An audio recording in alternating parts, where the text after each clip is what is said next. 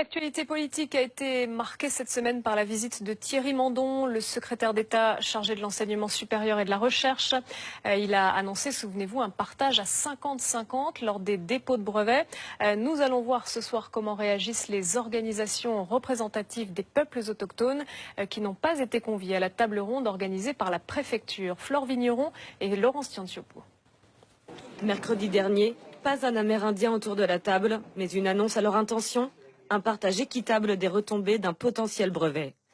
Une nouvelle qui aurait pu réjouir, et pourtant, elle commence par poser beaucoup de questions. Comment ça va se passer? Qui sera les responsables du retombée de bénéfices? Est-ce que ce sera le CTG?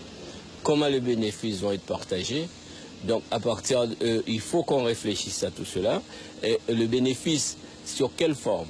Pour la FOAG, au-delà de l'annonce, c'est plus le rôle de simple consultant attribué aux peuples autochtones qui pose problème.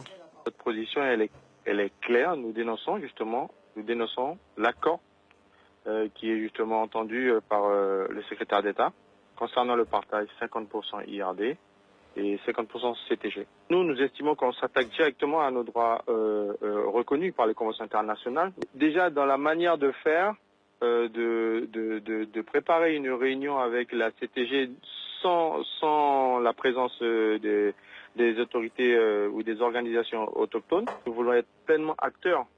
Vous voyez, nous sommes les peuples autochtones, nous sommes légitimes. Nous voulons un partage équitable aussi. Nous sommes d'accord pour ça. Mais pas de cette manière-là.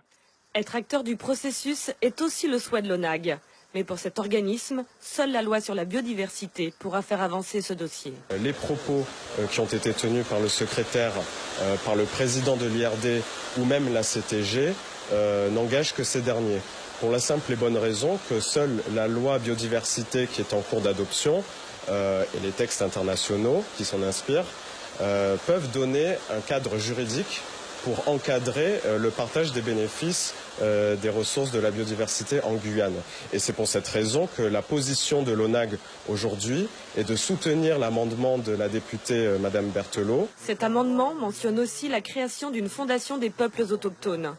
Cette structure recueillerait les fonds d'un éventuel partage et participerait à l'amélioration des conditions de vie de ces populations.